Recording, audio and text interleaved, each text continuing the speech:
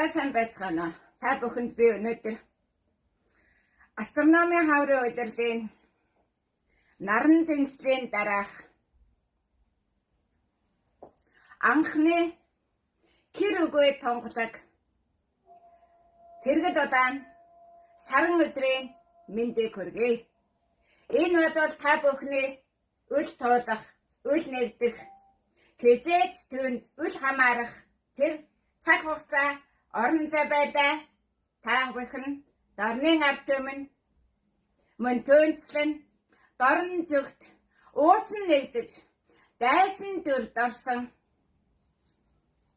баруун зүгийнх нь хаягдал шаар болсон магадгүй дөрөвдийн ялгадаснууд өнөөдөр астрономийн хаврын улиралд нэгдэж чадаагүй анхны тэргэл удаан саран өдөрт нэгдэж чадаагүйгээ энэ лайвнаас таних үзье. За тэгээд би та нарт юу гэж хэлэх вэ гэвэл Алтанбергена гэдэг бол Ахмад хөөгийн их хатан өөлөнийг байлаа. Та нарын нөгөө үзээ яддаг ойртын бүрт хатан байлаа.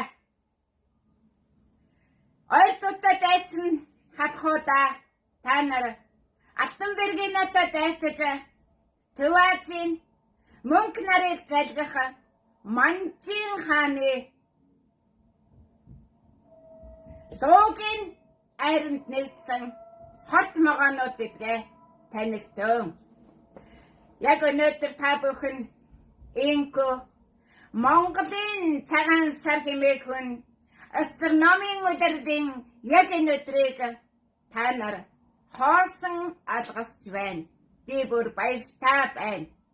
Тэнгэр тэгж шийдэж өчигдөр ракхолын төрсөн өдөр Монголын цагаан сар гэртэж алтан борхот мөнгөн борхот үл задрах өдрийг тэнгэрт тонхойлчихлаа.